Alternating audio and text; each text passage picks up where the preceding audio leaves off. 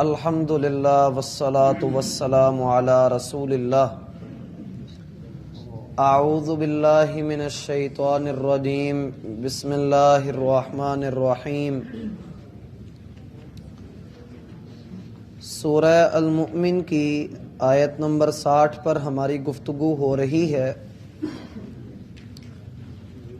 اللہ تعالی کا یہ فرمان کہ اور کہا تمہارے رب نے کہ تم مجھے پکارو، میں تمہاری پکار قبول کروں گا۔ اب اس کے بعد جو اگلا ٹکڑا آ رہا ہے وہ اپنے پہلے اور اپنے پچھلے جملے کی وضاحت ہے۔ اس آیت کا پہلا ٹکڑا یہ ہے کہ تم مجھے پکارو، میں تمہاری پکار کو قبول کروں گا۔ اب اس ٹکڑے کی وضاحت ہے، اور وہ وضاحت کیا ہے؟ ان الذین یستکبرون عن عبادتی، بلا شبہ وہ لوگ جو میری عبادت سے تکبر کرتے ہیں، سیدخلون، ان قریب وہ داخل ہوں گے، جہنم داخرین، جہنم میں ذلیل و رسوا ہو کر۔ یہ قرآن کی ایک بہت ہی عظیم آیت ہے جس میں اللہ تعالی نے دو عظیم عقائد کی طرف توجہ دلائی ہے، اور بتایا یہ ہے کہ یہ دو الگ الگ نہیں بلکہ ایک ہی چیز ہیں۔ اگر دنیا شرک کا مطالعہ کیا جائے تو مشرک آدمی دعا اور عبادت کو الگ الگ معنوں میں لیتا ہے، لیکن اللہ تعالی کے ہاں دعا اور عبادت نہ صرف یہ کہ ایک ہیں بلکہ دعا ہی عین عبادت ہے۔ رسول اللہ صلی اللہ علیہ وآلہ وسلم کا فرمان ہے، الدعاء مخ العبادہ، دعا عبادت کی مکھ ہے۔ مکھ تو سمجھتے ہیں نا، کھاتے پیتے لوگ ہیں ماشاءاللہ، مکھ تو سمجھتے ہیں نا۔ دعا عبادت کا گودا ہے، دعا عبادت کی بنیاد ہے، دعا عبادت کی اصل ہے، اور دوسری حدیث میں ہے دعا ہی اصل عبادت ہے۔ الدعاء هو العبادہ، دعا ہی عبادت ہے۔ پھر آپ صلی اللہ علیہ وآلہ وسلم نے یہ بات کہنے کے بعد یہ والی آیت پڑھی، وَقَالَ رَبُّكُمُ ادْعُونِي أَسْتَجِبْ لَكُمْ إِنَّ الَّذِينَ يَسْتَكْبِرُونَ عَنْ عِبَادَتِي سَيَدْخُلُونَ جَهَنَّمَ دَاخِرِينَ۔ تمہارے رب نے یہ کہا ہے کہ تم مجھ سے دعائیں کرو، میں تمہاری دعاؤں کو قبول کروں گا۔ بلا شبہ وہ لوگ جو میری عبادت سے تکبر کرتے ہیں، ان قریب وہ ذلیل ہو کر جہنم میں داخل ہوں گے۔ یہاں جو وضاحت طلب بات ہے، پہلی بات یہ کہ اللہ تعالی نے ادعونی کی وضاحت عبادتی کے ساتھ کی ہے۔ پہلے ٹکڑے میں دیکھیے کہ ادعونی کا لفظ ہے، وقال ربکم ادعونی، اور تمہارے رب نے کہا کہ تم مجھ سے دعائیں کرو۔ اب اس کے بعد اللہ تعالیٰ فرماتے ہیں بے شک وہ لوگ جو میری عبادت سے تکبر کرتے ہیں۔ گویا کہ اللہ تعالیٰ کے ہاں عبادت دراصل پکارنا ہی ہے۔ اور غور کیا جائے کہ جتنے بھی شرک کرنے والے حضرات ہیں جو اللہ کے ساتھ دوسروں کو شریک ٹھہراتے ہیں، وہ اللہ کی نفرت میں ایسا نہیں کرتے، ان کو اللہ سے کوئی بغض نہیں ہے۔ وہ کہتے ہیں کہ اللہ بادشاہوں کا بھی بادشاہ ہے، وہ بلند ہے، وہ عظیم ہے، اس کا جلال، اس کی قدرت، وہ سب سے باکمال ہے۔ پھر وہ یہ کہتے ہیں کہ جو سب سے اونچا ہو، جو سب سے اعلیٰ ہو، بھلا وہ انسان کے چھوٹے چھوٹے کام کرے گا، چھوٹے چھوٹے کاموں میں انسانوں کی بھلا وہ مدد کرے گا؟ نہیں، وہ اپنا فیض، اپنی قدرت، اپنے اختیارات اس نے اپنے قریبی بندوں کے سپرد کیے ہوئے ہیں، جس کو فیضان نظر بھی کہا جاتا ہے، کہ اللہ نے اپنا فیض فلاں کو عطا کیے ہے، اب تم نے اگر اولاد لینی ہے تو فلاں کے پاس جاؤ، اللہ کے پاس نہ جاؤ، کیونکہ اللہ نہیں دیتا۔ اور پھر نفع نقصان کے لیے، مصیبتوں سے بچنے کے لیے، مشکلات سے نکلنے کے لیے، مصائب سے چھٹکارے کے لیے، بیماریوں سے بچنے کے لیے، اور کرتے کرتے کرتے ان حضرات نے عبادات سے بھی اپنے آپ کو پیچھے کر لیا، جان چھڑوا لی۔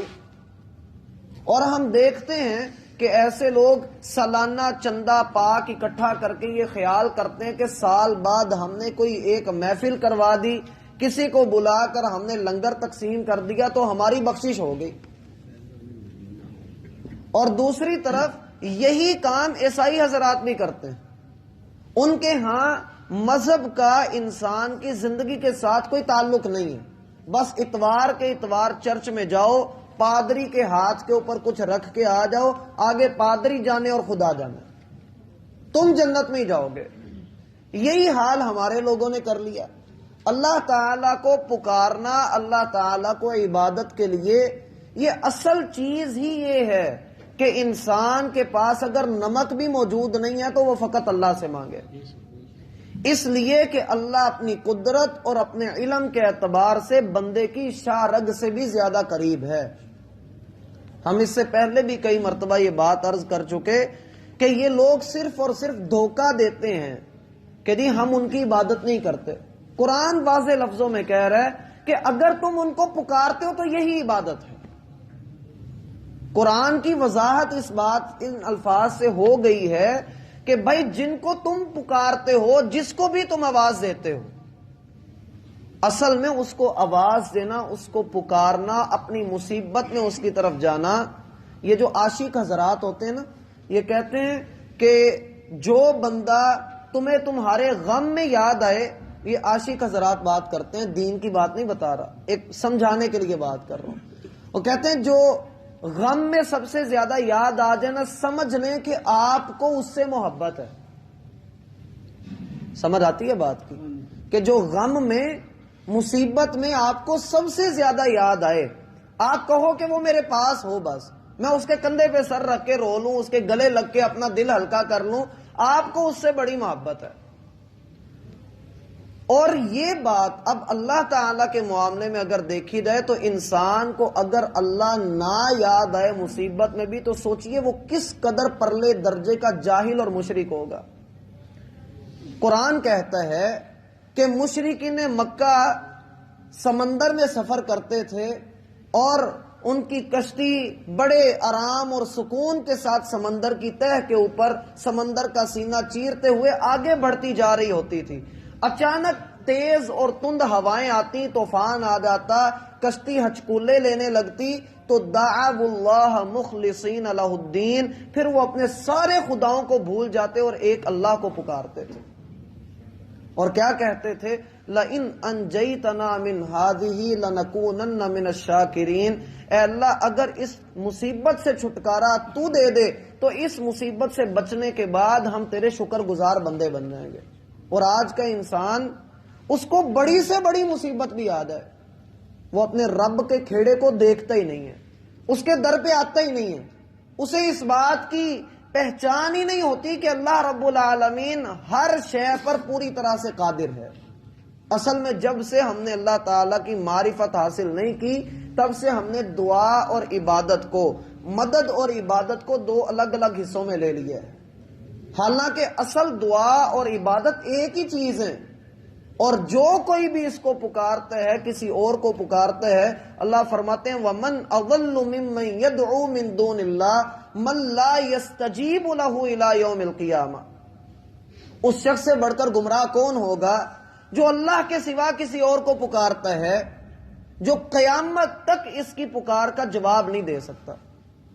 آج تک میرا بھائی ایسا نہیں ہوا کہ کسی قبر کے اوپر جا کر نیازیں دی گئی ہوں، کسی قبر پر جا کر چڑھاوے چڑھائے گئے ہوں اور وہاں قبر سے کوئی جواب آ جائیں، کوئی داد رسی ہو جائے، کوئی فریاد پوری ہو جائے، ایسا نہیں ہوا۔ یہ جتنی بھی کتابیں لکھی جا رہی ہوتی ہیں، اس میں یہ ہوتا ہے فلاں نے کہا جاتا ہے کہ ایسا ہوا، یہ لاری اڈے کے پیچھے نور شاہ ولی کا دربار ہے، اس پر چلے جائیے، فلاں ایسا کرتا تھا، فلاں کے ساتھ ایسا ہوا، فلاں کے ساتھ ایسا ہوا، مجھے خواب آیا ایسا ہوا۔ بھائی خواب صرف نبیوں کے وہی ہوتے ہیں، میرے اور آپ کے خواب کی بنیاد پر دین نہیں بننا، یا میرے اور آپ کے ساتھ کوئی انہونی ہوگی تو اس نے دین نہیں بن جانا۔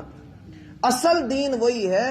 یہاں ایک واقعہ میں آپ کو سناتا ہوں، شیخ عبد القادر جیلانی رحمہ اللہ وہ کہتے ہیں کہ ایک دفعہ میں جنگل میں جا رہا تھا کہ اچانک جنگل غائب ہو گیا اور نور ہی نور میرے سامنے آ گیا، اور مجھے ایک آواز آئی، عبد القادر میں تیرا رب ہوں، میں تیری عبادت سے بڑا راضی ہو چکا ہوں، آج کے بعد میں تجھے یہ چھوٹ دیتا ہوں کہ جتنی بھی میری حرام کردہ اشیاء ہیں، چیزیں ہیں، وہ ساری تیرے لیے حلال ہیں، تو جو چاہے کرے، تو نیکی کا کام نہ بھی کرے تو میرا مقرب بندہ ہے۔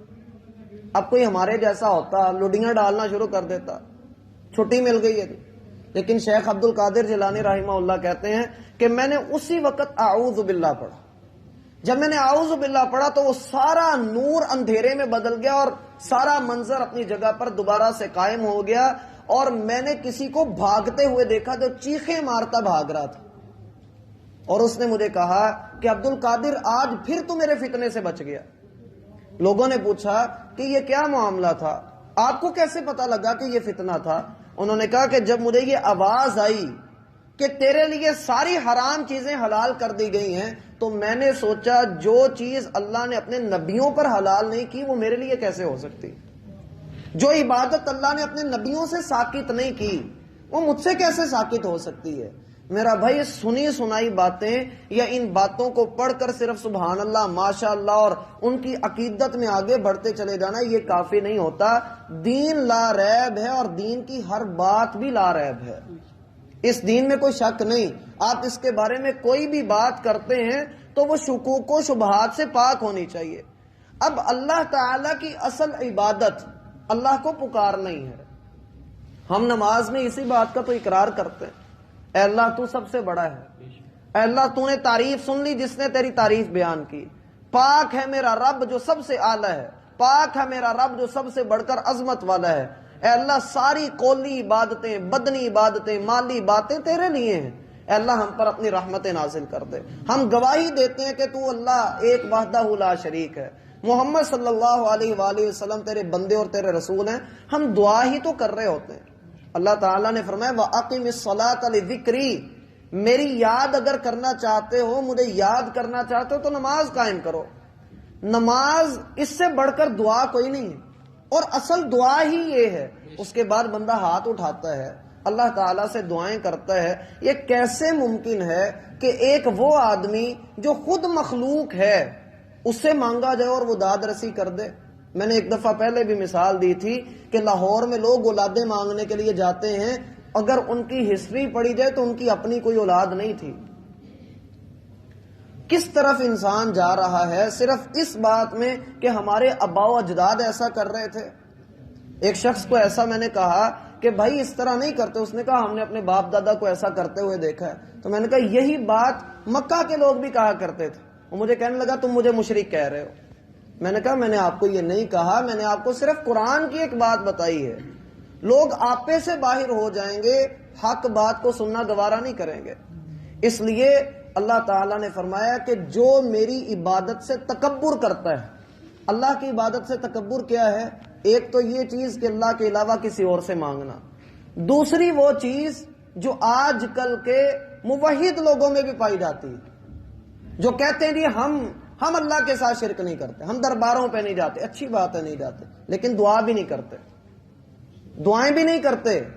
نبی صلی اللہ علیہ وآلہ وسلم کا فرمان ہے من لم یسأل اللہ یغضب علیہ، جو اللہ سے دعا نہیں کرتا اللہ اس سے ناراض ہوتا ہے۔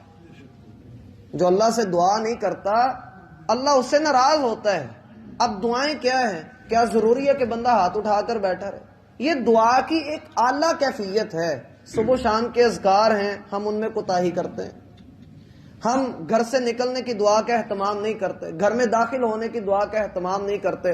ہم کہتے ہیں نظر لگ گئی ہے، اٹیچ بات ہم نے کمروں میں بنائے ہوئے ہوتے ہیں، اور انہی اٹیچ بات کے جو ہے وہ بسا اوقات بعض لوگ جو ہیں وہ بے لباس ہوتے ہیں، تو ایسی صورت میں جنات کی نظر لگ جاتی ہے اور ہم کہتے ہیں نہیں مجھے پتہ نہیں کیا ہو گیا، بچے ڈر گئے ہیں، یہ ہو گیا وہ ہو گیا ہے۔ جب ہم دعاؤں کا اہتمام نہیں کر رہے، لباس اتارتے وقت کون سی دعا پڑھنی چاہیے؟ ٹھہرے ذرا، جب کپڑے اتارنے ہیں کون سی دعا پڑھنی؟ ہاں جی کیوں جی؟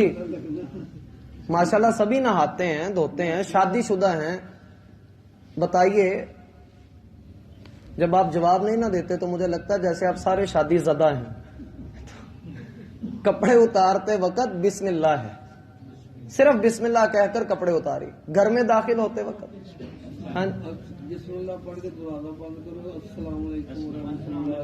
گھر میں داخل ہونے کی دعا بتائیے، یہ باہر نکلنے کی ہے، تو اسی منہ ادھر نہ کریا کرو،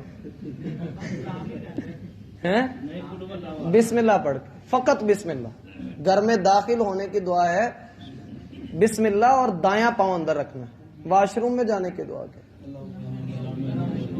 اور نکلنے کی۔ چلیے دعاؤں کا اہتمام میرا بھائی کیا کریں، اور پھر یہ بھی ہے کہ دعائیں ہم پڑھتے ہیں مانگتے نہیں، دعائیں پڑھنی نہیں ہے مانگنی ہے۔ اور نبی صلی اللہ علیہ وآلہ وسلم کا فرمان ہے، آپ کو ایک دعا کی مثال دیتا ہوں کہ جب بندہ گھر سے نکلتا ہے کہتا ہے بسم اللہ توکلت علی اللہ لا حول ولا قوت الا باللہ، اللہ کے نام کے ساتھ میں نے اسی پر توکل کیا، اس کے علاوہ کوئی طاقت دینے والا نہیں، کوئی قوت دینے والا نہیں۔ آسمان سے اس کے لیے آواز آتی ہے ہدیتا و کفیتا و تنحا عن الشیطان، اللہ نے تجھے ہدایت بھی دی، اللہ تجھے تیرے توکل کے اوپر پورا بھی اترے گا، اور تجھے شیطان کے شر سے اللہ بچائے گا بھی۔ اب جو بندہ اس چیز کو ذہن میں رکھ کر ان کلمات کو کہے گا تو وہ اس چیز کو پا لے گا، اور کوئی پڑھے گا تو وہ صرف پڑھے گا ہی۔ جیسے کہا جاتا ہے نماز پڑھنے میں اور قائم کرنے میں فرق ہے، اسی طرح سے میرا بھائی دعا پڑھنے اور مانگنے میں بڑا فرق ہے، اور وہ فرق قبولیت کا ہے۔ مانگا کریں اللہ تعالیٰ عطا کرے گا۔ اس کی مزید تفصیل انشاءاللہ ہم اگلی ملاقات میں دیکھیں گے۔ کوئی بھائی جو ہیں وہ حصن المسلم خرید کر سب میں تقسیم کر دیں۔ حصن المسلم ایک کتاب ہے دعاؤں کی، وہ سبھی اپنے پاس رکھیں اور دعاؤں کا اہتمام کیا کریں۔ سبحانک اللہم